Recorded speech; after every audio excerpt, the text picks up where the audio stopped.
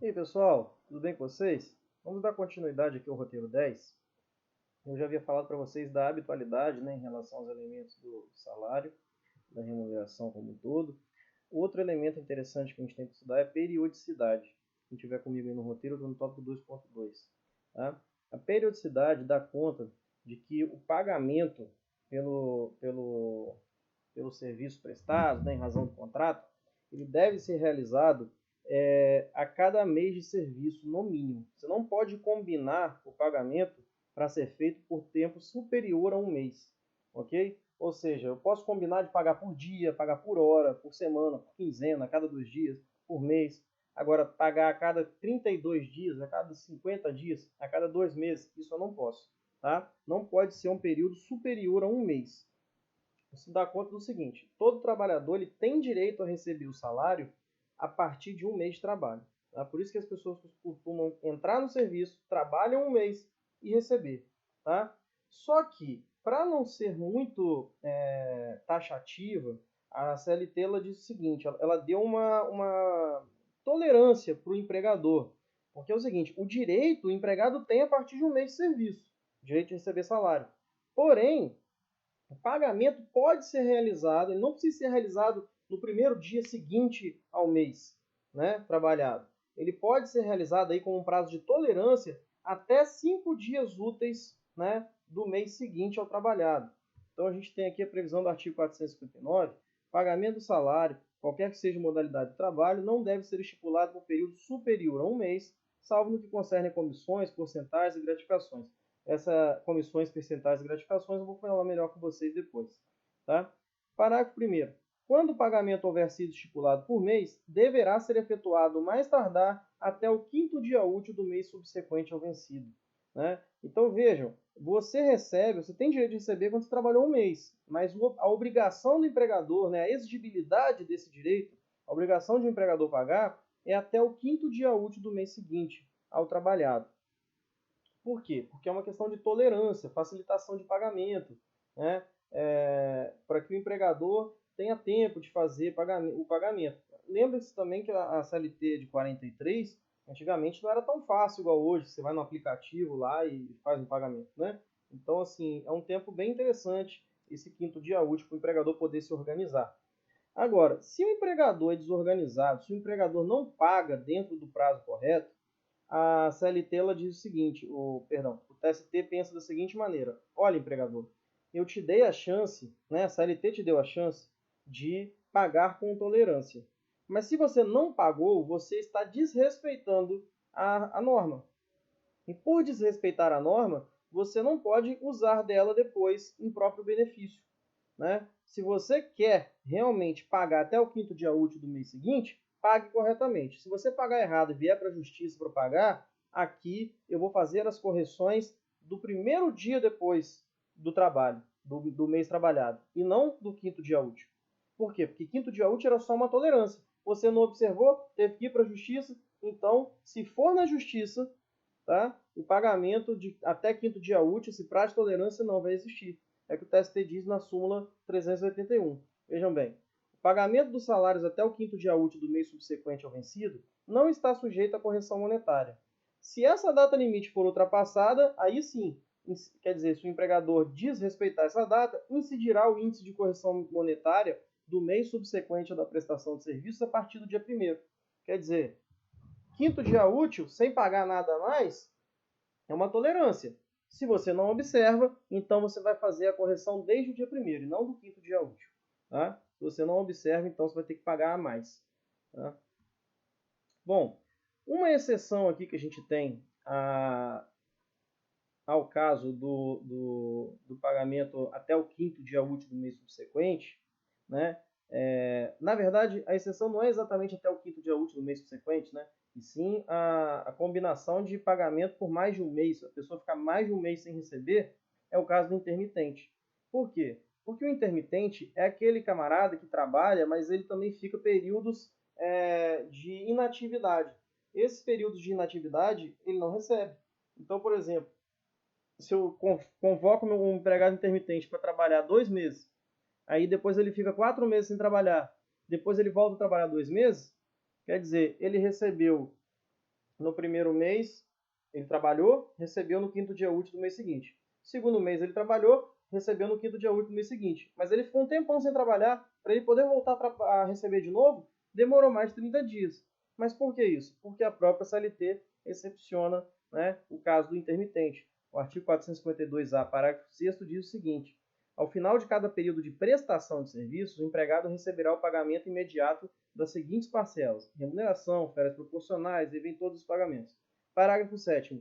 O recibo de pagamento deverá conter a discriminação dos valores pagos relativos a cada uma das parcelas conferidas no parágrafo 6º desse artigo. Quer dizer, ele só vai receber ao final de cada período de prestação de serviço, né? Ou seja, se ele não prestou serviço, ele não recebe. Tá? Então, o intermitente é uma exceção a essa periodicidade que é exigida de todos os outros trabalhadores, né? Ou seja, vou receber sempre, todo mês, até o quinto dia útil do mês seguinte, nunca por mais de um mês. Tá?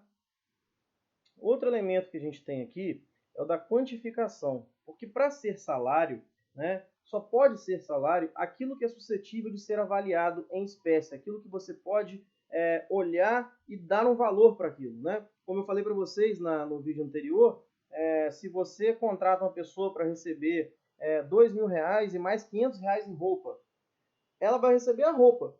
É dinheiro? Não. Mas ela consegue avaliar, saber que aquela roupa ali custa R$ 500? Consegue. Então isso pode ser salário, não tem problema nenhum. Tá? Mas o salário, para ser salário, ele tem que ser no mínimo suscetível de avaliação em espécie. Tá? Então aqui a gente tem que observar essa situação. O salário ele só vai ser considerado salário mesmo se ele tiver como ser valorado.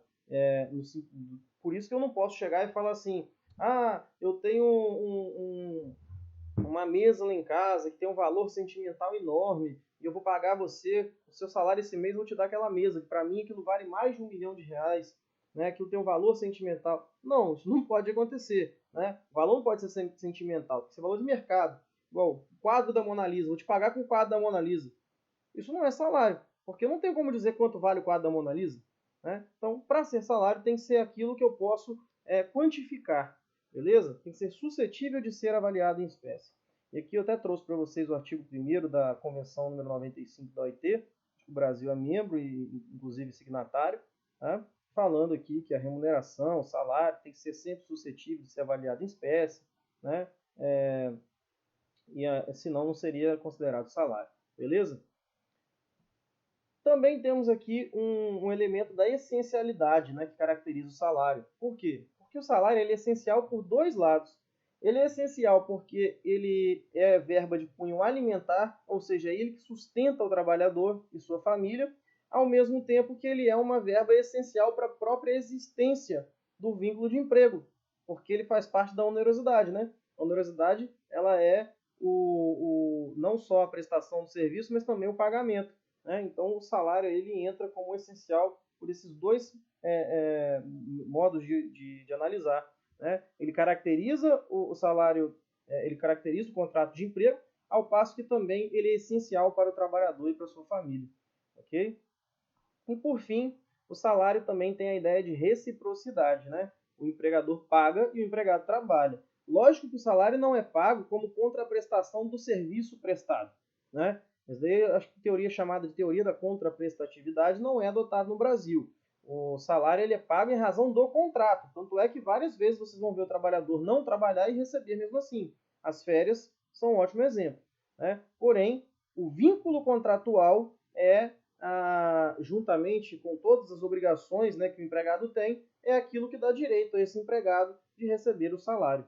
Né? Então tem essa reciprocidade. Do mesmo jeito que o empregado trabalha, né, dentro do que a lei determina, o empregador paga. Ok? Enfim, esses são os elementos aí que a gente pode utilizar para considerar o que é e o que não é salário. Tá? Porém, agora eu vou começar a falar com vocês de salários em espécie. Vamos comentar agora sobre espécies salariais para a gente estudar ponto a ponto, né, como funciona esse pagamento, como que a gente pode fazer esse tipo de pagamento. Começando pelo salário in natura. E aí, antes da gente começar a falar propriamente do salário in natura, a gente tem que determinar o seguinte, tem que ficar claro para a gente o seguinte.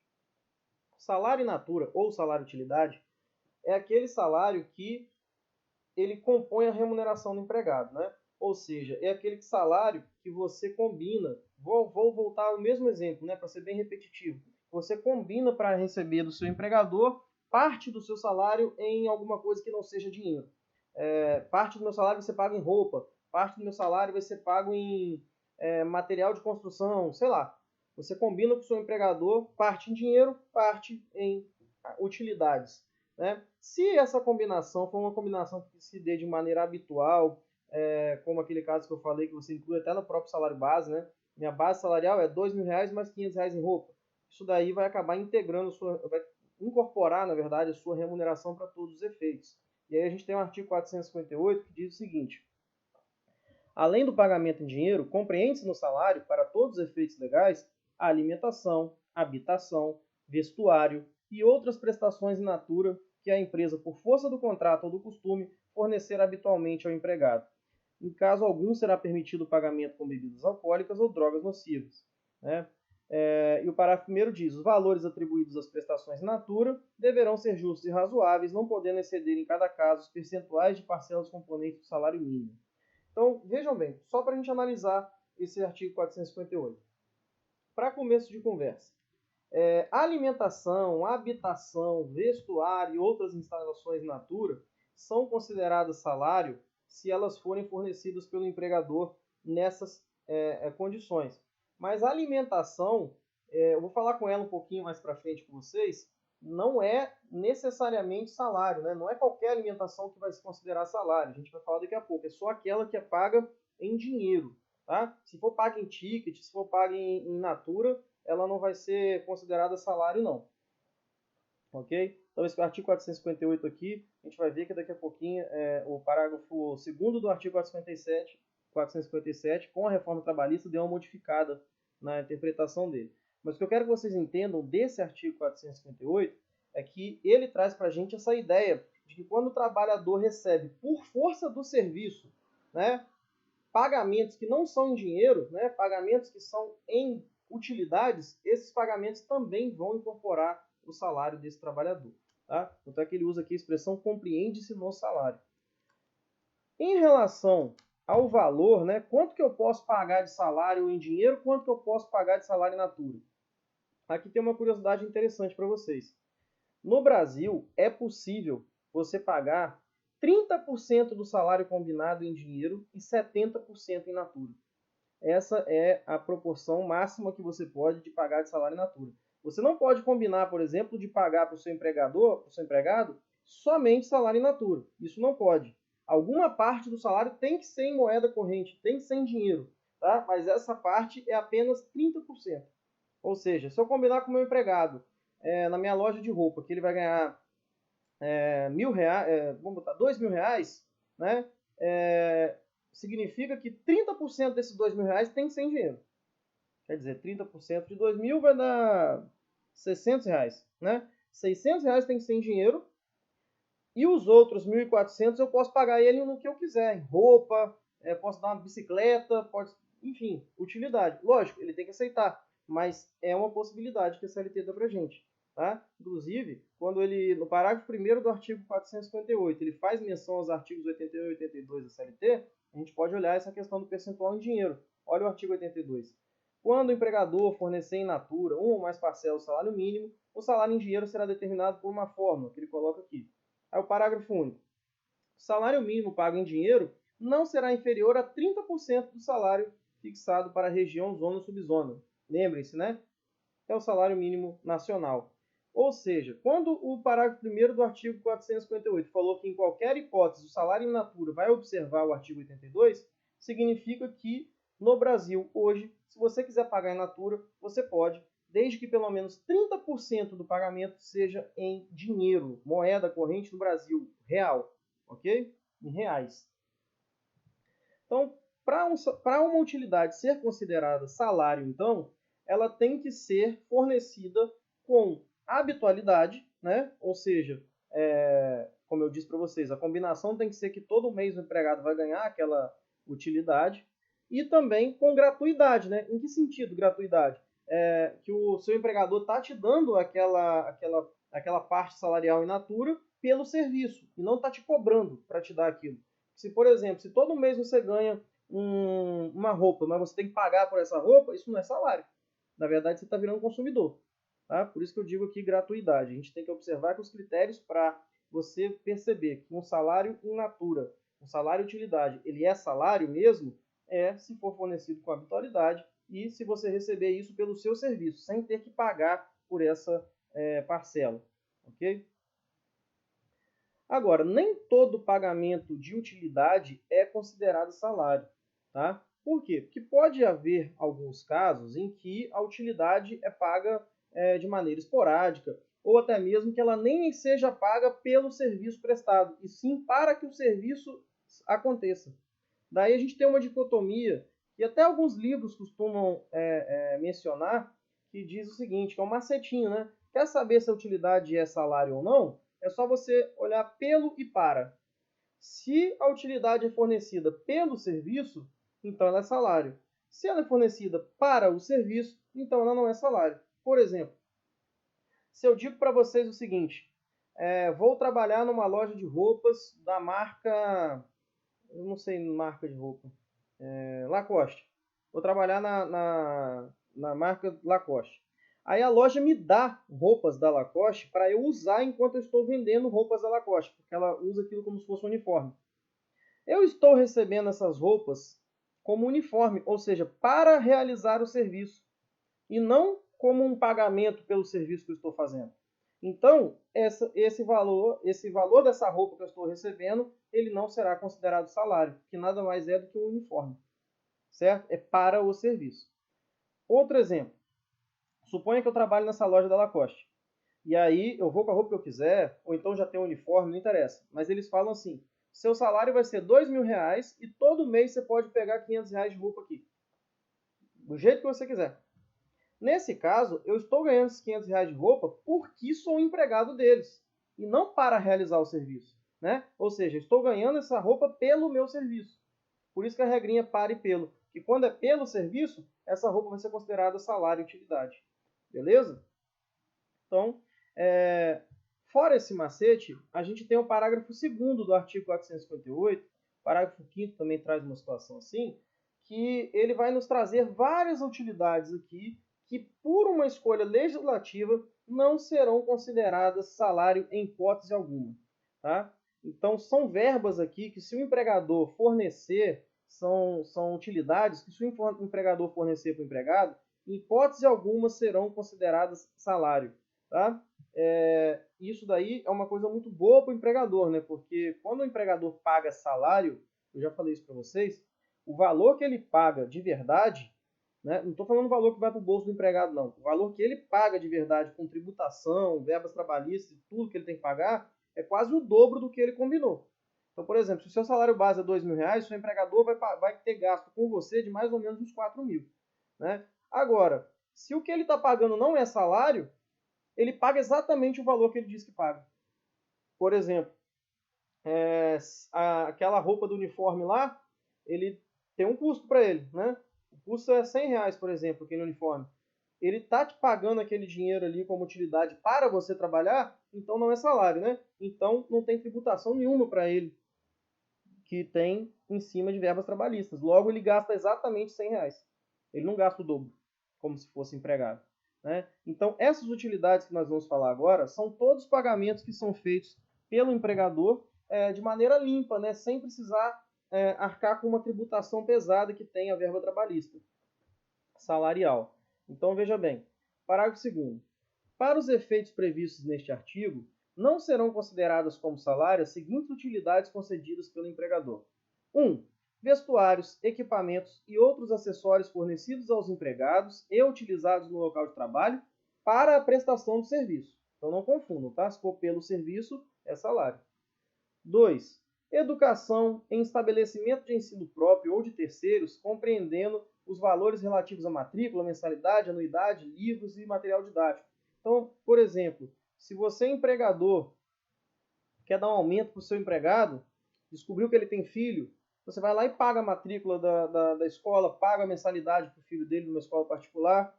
Você, na verdade, não deu um aumento para esse cara, porque você está pagando uma utilidade que não é considerada salário, mais ele vai ficar feliz como se fosse um aumento. E aí, quando você calcula o valor da mensalidade, da matrícula, dos livros escolares que você vai arcar com o filho dele, aí você vai lá e vê assim, isso daí tudo eu vou pagar por mês uns R$ 600.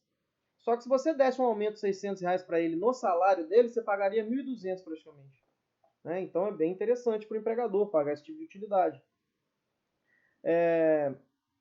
3. Transporte destinado ao deslocamento para o trabalho e retorno, em percurso servido ou não por transporte público. É bem parecido com o que faz aquela empresa aqui de Linhares, a VEG, a Vale também, né? Eles têm ônibus próprios que pegam os funcionários e levam lá para trabalhar. Né? Isso, na verdade, é uma situação interessante. É para o cara trabalhar, ele fornece aquilo ali para a pessoa ir trabalhar, né? Para que ela não precise ficar gastando com transporte. Então, é uma situação que, dessa forma, considerada como não salário, ela é incentivada, porque se ela fosse considerada como salário, o valor do custo dessa viagem teria que ser desembolsado pelo empregador como pagamento de um monte de tributo que ele não tem, já que o artigo 458, parágrafo 2º, não considera isso salário. Beleza? Ele não tem que arcar por causa disso. Bom, 4. Assistência médica, hospitalar, odontológica, prestada diretamente ou mediante seguro-saúde. Né? Os planos de saúde, se você quer contratar plano de saúde para os seus empregados, você pode contratar numa boa, porque o valor do plano vai ser exatamente o valor que ele te passar. Não vai ser como se fosse um aumento salarial, que o valor é praticamente o dobro do que você dá de aumento na carteira. Né? Seguro de vida, acidentes pessoais, previdência privada. O inciso 7 aqui era alimentação, mas foi vetado. Daqui a pouquinho eu vou explicar para vocês por quê. Né? O inciso 8, o valor correspondente ao Vale Cultura, que é um programa do governo, né, que começou há um tempo atrás, que a pessoa recebe um vale e com esse vale ele pode entrar em vários eventos culturais. Né? Ele pode gastar esse vale com biblioteca, com compra de livro, com acho que até futebol aceita, estádio de futebol aceita. Tudo que é cultural, né? Ele pega esse vale, um cartãozinho mesmo, ele passa lá e tem o crédito dele, e aí esse crédito que ele ganha no vale não é considerado salário, né? Mas de maneira que o empregado ele aproveita esse dinheiro e o empregador paga bem menos do que pagaria se isso daí fosse salário. Né? Um incentivo à cultura, um programa do governo de incentivo à cultura. Bom, o parágrafo 5º, ele meio que repete aí o inciso 4, né? Valor relativo à assistência prestada por serviço médico odontológico, próprio ou não, inclusive reembolso de despesas de medicamento, óculos, aparelhos ortopédicos, próteses, órteses, despesas médicas hospitalares. Né? Ele deu uma largada no inciso 4 do parágrafo 2º, mas essa ideia de que todas essas utilidades aqui, se forem fornecidas pelo empregador, não serão consideradas salário. Beleza? Agora, vamos falar um pouquinho de algumas situações específicas de utilidades. Primeira delas, o veículo fornecido pela empresa. Galera, só um minutinho que esse vídeo está muito escuro. Pronto, assim melhora, né? Então vamos lá. Veículo fornecido pela empresa. Como eu já falei para vocês, quando o empregador quando ele está fornecendo uma utilidade para a execução de um serviço, isso não é considerado salário. Agora, se for em razão de ser empregado pelo serviço, isso é considerado salário. Agora, o que acontece se uma utilidade que, em regra, é utilizada para o serviço, também for utilizada pelo serviço? Isso acontece muito nos casos em que você tem, por exemplo, um veículo que a empresa deixa com o empregado, porque ele precisa trabalhar fora da empresa. Né? Eu gosto muito de dar um exemplo de um primo meu que é engenheiro agrônomo, e ele tem que fazer visitas em plantações, então ele tem um carro da empresa. E aí, quando ele vai fazer essas visitas, ele usa o carro da empresa, né, com combustível que a empresa fornece e tudo mais. Isso é uma utilidade. Mas não é salário, por quê? Porque é para o serviço. A questão é que quando chega final de semana ou ele entra de férias, ele não devolve o carro fica com ele e ele usa como se fosse dele. Quer dizer, acaba ficando uma situação de como se fosse um veículo, ele só tem esse veículo porque ele é empregado. Ele não está fazendo isso para o serviço naquele momento. Então a utilização desse veículo acaba sendo híbrida. Né? E aí você sabe, se é para o serviço, então não é salário. Mas se é pelo serviço, é salário. E se for os dois? Se for os dois, o TST diz o seguinte: não é salário. Né? O que faz muito sentido. Por quê? Porque senão as empresas que fornecessem veículos ou utilidades nesse sentido acabariam não deixando com seus empregados e só pioraria a situação dos empregados. Né? Então, olha só, a súmula 367, inciso 1. A habitação, energia elétrica ou veículo fornecidos pelo empregador ao empregado, quando indispensáveis para a realização do trabalho, não tem natureza salarial, ainda que no caso de veículo seja ele utilizado pelo empregado também em atividades particulares. Tá? Então, na verdade, mesmo que você forneça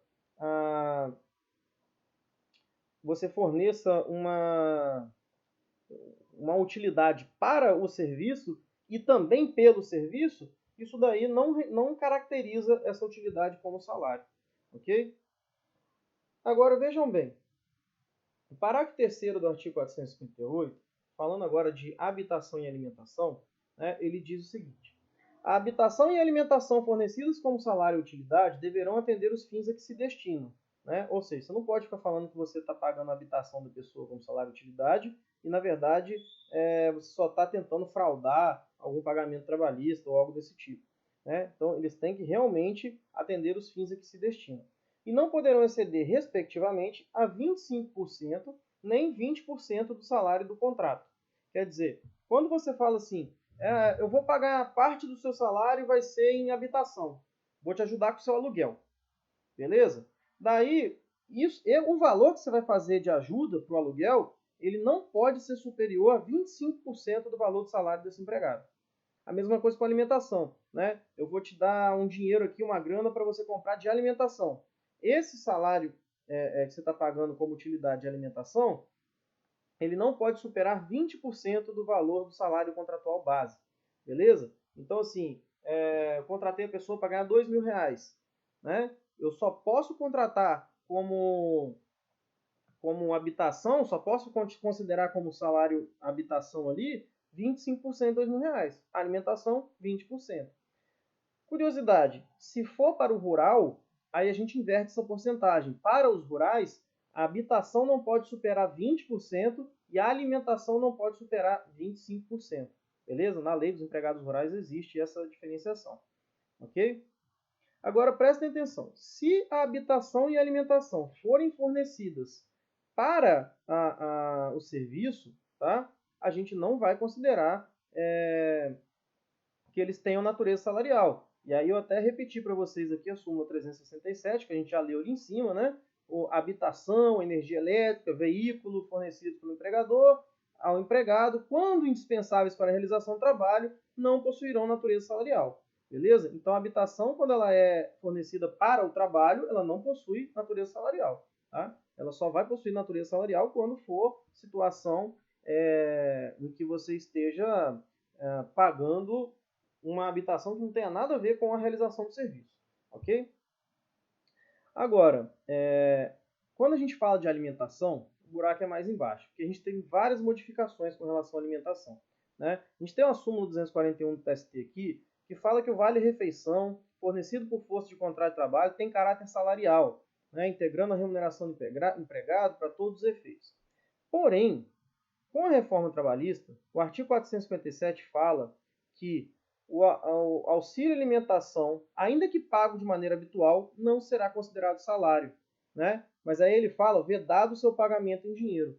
Ou seja, para a alimentação no Brasil ser considerada salário do empregado, ela tem que ser paga em qualquer coisa que não... Aliás, para ela não ser considerada salário, ela tem que ser paga de qualquer maneira que não seja dinheiro. Então, por exemplo, eu forneci cestas básicas para o meu empregado. Isso vai ser utilidade que não é salário. Ticket de alimentação, ticket de refeição, não será considerado salário. Agora, se eu peguei e falei o seguinte, olha, toma aqui R$300 a título de alimentação. Tá em dinheiro? É salário.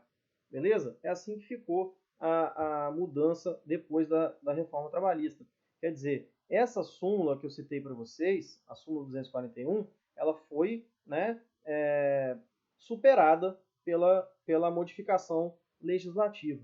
Tudo bem? Hoje no Brasil, apenas a alimentação que é fornecida mediante dinheiro vivo é que é considerada salário. Todas as outras formas de pagamento de alimentação, como tickets, vales, salário in natura mesmo, né?